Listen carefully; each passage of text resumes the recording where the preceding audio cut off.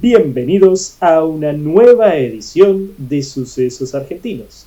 Mi nombre es Guido Libertoni y hoy empezamos una etapa nueva. Una etapa de renovación, aires nuevos, estudios nuevos, nuevas libertades, señores. Hemos recuperado la República. Noticias de actualidad. Desde el día de ayer, el general Eduardo Lonardi ha procedido a hacerse cargo de la presidencia de facto.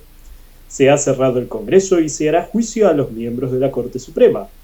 Las universidades han sido momentáneamente intervenidas. Che, ¿ustedes dicen que queda bien que diga esto si acabo de decir que recuperamos la República?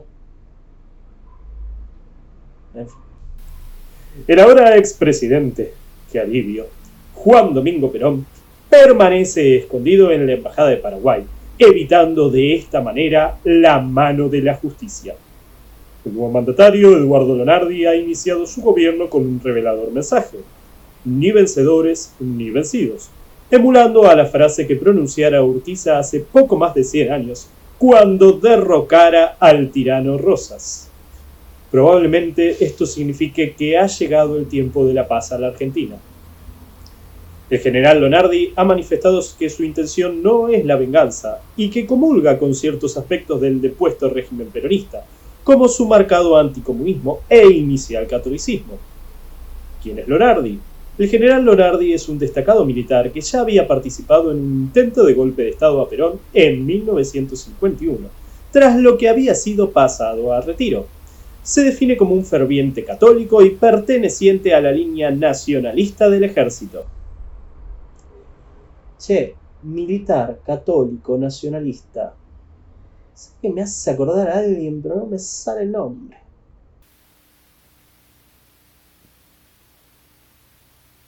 Bienvenidos a una nueva edición de Sucesos Argentinos. Vamos con una tanda breves de noticias. Continúan las tensiones al interior del gabinete del presidente Lonardi. Existe una fractura cada vez más clara al interior del gobierno entre quienes exigen al presidente una respuesta más enfática contra los restos del régimen peronista y quienes, por el contrario, coinciden con el gobernante en la necesidad de salvaguardar ciertos aspectos del peronismo. Por otro lado, crece la preocupación por el estado de salud de nuestro mandatario. Se cumplen 3 semanas desde que el renunciado mandatario Juan Domingo Perón abandonara el país a bordo de una nave paraguaya, país que le ha concedido asilo político y ciudadanía. La oposición acusa al presidente Lonardi de haber permitido su fuga. Por último, el Congreso permanecerá cerrado, pero se anunció la creación de una junta consultiva compuesta por los principales líderes de los partidos políticos, a excepción del peronismo. La misma estará presidida por el vicepresidente de la Nación, Isaac Rojas. En el día de mañana se dará a conocer al público el informe Prebisch. Recordemos que el presidente ha encargado al prestigioso economista, a cargo del Instituto de la CEPAL, la elaboración de un relevamiento en materia económica de la situación argentina. Desde este noticiero hemos podido acceder al borrador del informe y debemos decir que resulta demoledor. Según se expone, la crisis económica sería la más seria que ha tenido que atravesar el país en su historia. Prebisch identifica 2 graves problemas: el déficit en la balanza de pagos y la inflación. Ambos, según manifiesta el informe, son producto de la ineficiencia del gobierno anterior, que ha desalentado las exportaciones y ha aumentado la masa monetaria para hacer frente a indiscriminados aumentos salariales que han avivado, irónicamente, el crecimiento de los precios. Prebisch, entonces, propone devaluar la moneda para hacer más rentables las exportaciones y facilitar la llegada de inversiones externas a sectores exportadores estratégicos. En noticias de actualidad, siguen las repercusiones tras hacerse público el informe Prebisch. Sus detractores señalan que las cifras han sido burdamente alteradas para criticar al régimen derrocado. En ese informe, por ejemplo, se ha cifrado el crecimiento del periodo 1945-1955 en torno al 3,5%, cuando la cifra real calculada por la propia CEPAL, organismo internacional cuyo presidente es el propio Prebisch, la ha situado en torno al 12,2%. Por otro lado, la inflación que critica el informe se encuentra controlada desde 1952, con cifras a la baja inferiores al 10% interanual. En declaraciones off the record, el político y diplomático Bonifacio del Carril, adherente a la Revolución Libertadora, ha manifestado no estar seguro de haberse elegido el mejor momento para actuar, ya que el gobierno peronista había finalmente frenado la inflación e iniciado tratativas con grupos financieros norteamericanos para solventar el histórico problema del petróleo en la Argentina. Funcionarios de la embajada norteamericana se han manifestado en el mismo sentido, señalando que el informe contiene serias exageraciones. Bienvenidos nuevamente a Sucesos Argentinos. En el día de hoy se ha conocido la sorpresiva renuncia de Eduardo Lonardi. Según se ha manifestado desde fuentes oficiales, la misma se debería a un agravamiento en el estado de salud. Sin embargo, contactos en Casa Rosada me informan que se debió a la demanda de sectores de las Fuerzas Armadas que exigían una respuesta más enérgica a los restos del depuesto régimen peronista. El nuevo presidente, Pedro Eugenio Aramburu, ha sido uno de los principales opositores a la política conciliatoria llevada a cabo por el ahora expresidente Eduardo Lonardi. En tanto, a cargo de la vicepresidencia y de la Junta Consultiva, seguirá el almirante Isaac Rojas, principal referente de la línea antiperonista más dura. Veremos cómo evolucionan los acontecimientos. Noticia de último momento. En el día de ayer, el presidente Aramburu ha decidido la intervención de la CGT, quedando ahora en manos del capitán Alberto Patrón Laplacette. Se espera en los próximos días la intervención también de los sindicatos y el encarcelamiento de sus principales líderes. Se confirma la tendencia más confrontativa del nuevo presidente con respecto al peronismo. Ampliaremos cuando tengamos más información. Vamos con los comerciales.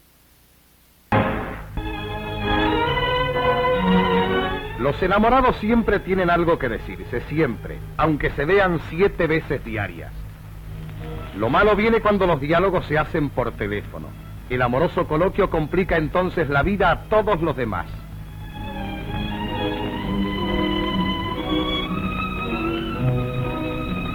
Son este tipo de comunicaciones las que perjudican el buen funcionamiento de la organización. Sus familias nada tienen contra el idilio, pero quieren utilizar sus teléfonos. Y claro, no es posible. ¿Con quién se enojan? Generalmente con teléfonos del Estado, que por supuesto no tienen en este caso culpa alguna. Prueba. El servicio oficial de la hora cuenta con muy pocas líneas. Y sin embargo...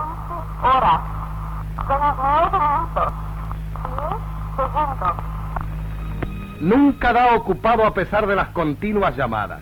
¿Cómo es posible? Muy sencillo. Todo el mundo marca 81. Escucha escasos segundos y corta. Este es el gran secreto de un buen servicio telefónico. Evitar las comunicaciones prolongadas. Se cumple una semana del controvertido decreto 4161, sancionado el pasado 5 de marzo.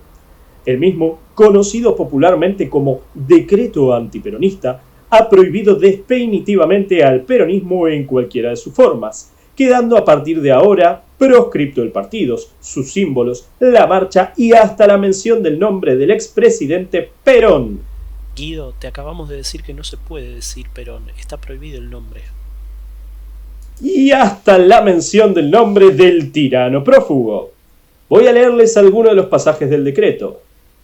Considerando que en su existencia política el partido peronista se valió de una intensa propaganda destinada a engañar la conciencia ciudadana y de la difusión de una doctrina y una posición política que ofende el sentimiento democrático del pueblo argentino, queda prohibida en todo el territorio de la nación la utilización de las imágenes, símbolos, signos, expresiones significativas, doctrinas, artículos y obras artísticas representativas del peronismo. se considerará especialmente violatoria de esta disposición la utilización de la fotografía, retrato o escultura de los funcionarios peronistas o sus parientes, el escudo y la bandera peronistas y hasta el nombre propio del presidente de puesto. Che, ¿no se nos fue un poco la mano? Sigue la conmoción en todo el país por el brote de polio que se ha descontrolado. Las cifras han trepado a más de 6.000 contagios. Recordemos que la enfermedad afecta especialmente a los infantes menores de 3 años, pudiendo provocar la muerte o parálisis permanentes, así como otras disfunciones. El gobierno ha adquirido nuevas unidades de respiradores mecánicos, pero sin embargo los hospitales se encuentran desbordados sin dar abasto. Brasil y Uruguay están analizando el cierre de fronteras para evitar la propagación de la enfermedad. La gente ha comenzado a recurrir a remedios caseros sin ningún tipo de argumento científico, como colgar bolsitas de alcanfor en los cuellos de los niños o pintar paredes y veredas con cal, supuestamente para matar el virus. También se ha vuelto cotidiano ver a madres baldeando con las bandinas las veredas. Vamos con un flash informativo.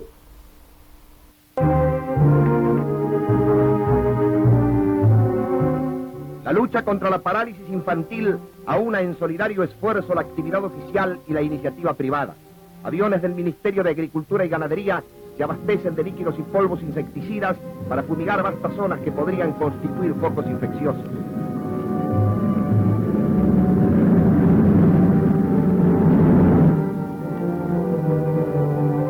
La municipalidad de la capital dedica preferente atención a la limpieza e higienización de lugares insalubres.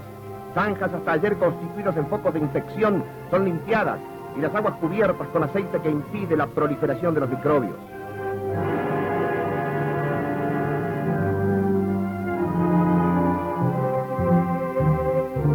En todos los barrios grandes y pequeños se unen en la limpieza de calles en solidario esfuerzo.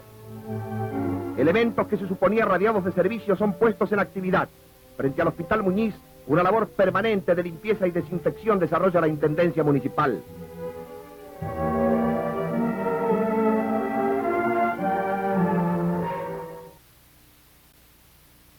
Último momento. Bienvenidos a un nuevo episodio de Sucesos Argentinos. En el día de hoy se ha confirmado la decisión que se venía rumoreando hace días. Mediante una proclama, el gobierno militar ha derogado la reforma constitucional de 1949, volviéndose a la constitución original de 1853 con sus modificaciones posteriores del 60, 66 y 1898. Asimismo, se han derogado las constituciones provinciales reformadas durante el peronismo, así como la Carta Magna de las provincias de Chaco, La Pampa y Misiones. Che, ¿no es medio ilegal derogar una constitución por decreto? Bienvenidos a Sucesos Argentinos. Finalmente, pareciera haberse logrado controlar el brote de polio. El país se encuentra inmerso en una campaña masiva de vacunación gracias al aproximado 1.000.000 de dosis comprado a Estados Unidos, a quien aprovechamos para agradecer su generosidad. Se espera un nuevo arribo de 2 millones de dosis para diciembre de este año. ¿Qué sería del mundo sin las vacunas?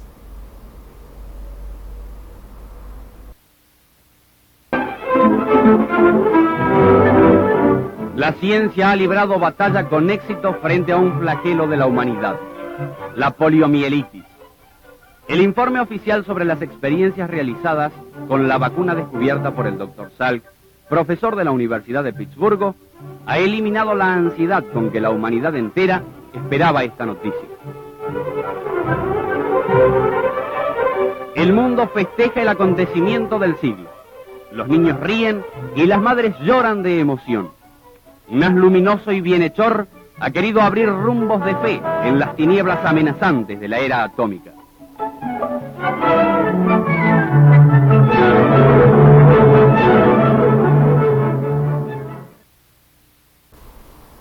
Bienvenidos a Sucesos Argentinos, mi nombre es Guido Libertoni y continúo acompañándoles como siempre, con aires de república. Finalmente se han publicado los resultados de la elección de asambleístas constituyentes para reformar y modernizar la Constitución. Recordemos que la de 1949 ya ha sido derogada. La fuerza que se impuso en primer lugar ha sido la facción del Partido Radical encabezada por Ricardo Balbín, denominada UCRP, Unión Cívica Radical del Pueblo, con el 24% de los votos emitidos. En segundo lugar, otra facción radical, la UCRI, Unión Cívica Radical Intransigente, comandada por Frondizi, ha obtenido el 21% de los votos totales, aproximadamente 300.000 sufragios menos que la primera fuerza. Sin embargo, la nota de color la ha aportado los votos en blancos, que en un hecho inédito en la historia argentina y diría mundial, han superado en cantidad incluso a los votantes de la UCRP. Unos 2.115.000 personas han decidido votar en blanco. Probablemente esto se deba a la proscripción del partido del dictador fugado. En otro orden de noticias, crecen las protestas tras hacerse públicos los fusilamientos realizados el 9 de junio del año pasado, en ocasión del intento de levantamiento del teniente general Juan Valle y el general Tanco, ambos pasados a retiros por su afinidad con el régimen depuesto.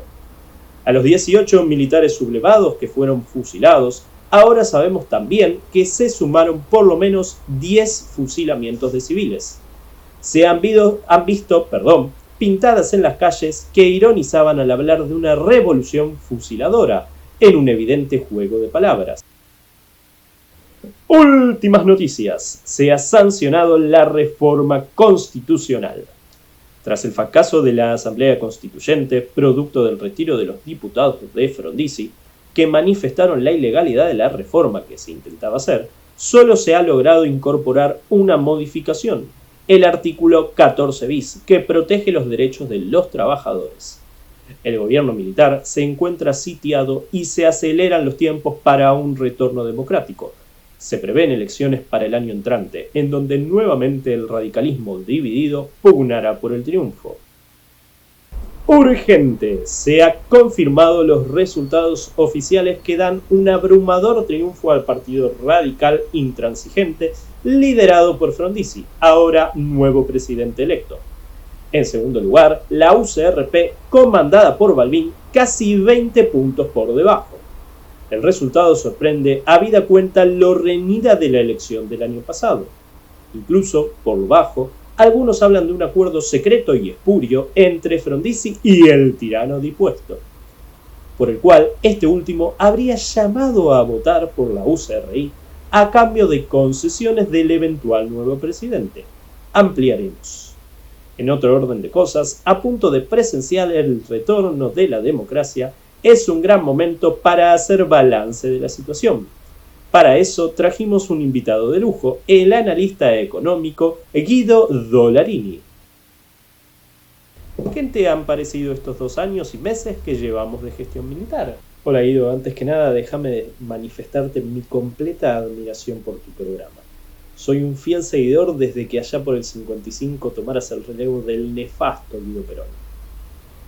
Sin embargo, pese a lo que uno pueda opinar sobre el éxito o fracaso de las medidas políticas impulsadas por los golpistas, el terreno económico no ha sido su ámbito más destacado.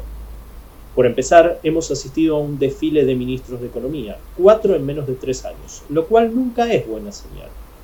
Pensemos, qué lejos quedaron los tiempos del ministro Fonsín, nombrado por Eduardo Lonardi. Allá por el 55 se procedió a una rápida devaluación, que llevó el dólar a valores de 18 pesos moneda nacional, contra los 6 pesos que valía previamente, es decir, una devaluación del 300%.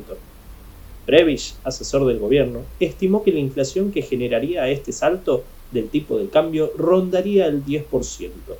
Sin embargo, sus estimaciones fueron bastante ingenuas. La inflación interanual del periodo 1956-1957 trepó al 19%, contra el 6,7% promedio de la segunda presidencia del tirano fugado. Debido a esta inestabilidad, las paritarias salariales debieron comenzar a negociarse 2 veces al año, incluso fijándose un aumento salarial de emergencia del 10% en febrero de 1956.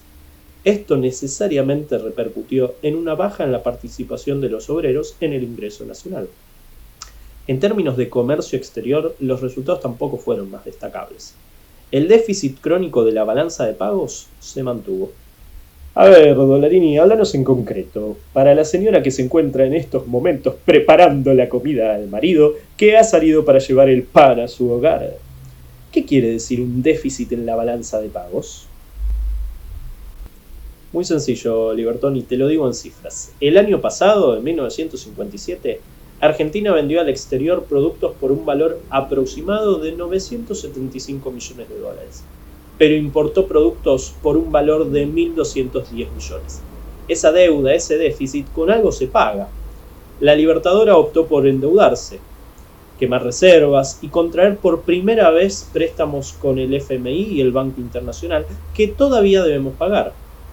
¿Un saldo negativo entonces estos años? Lamentablemente sí.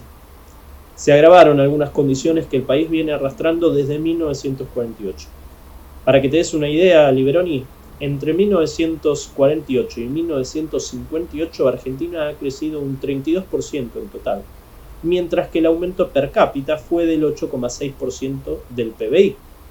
En ese mismo periodo, las cifras para Brasil, Chile, Colombia, México, Perú y Venezuela fueron del 76% total y 33% per cápita respectivamente. Es cierto que partían de niveles más bajos que la Argentina, pero también es cierto que de continuar esta tendencia, en poco tiempo Argentina podría quedar relegada. Imagínese, Brasil, por ejemplo, podría transformarse en la principal economía de la región. Qué alarmante esto que vaticinás, Dollarini. Esperemos poder reconfigurar el rumbo. La mejor de las suertes para el presidente electo Arturo Frondizi.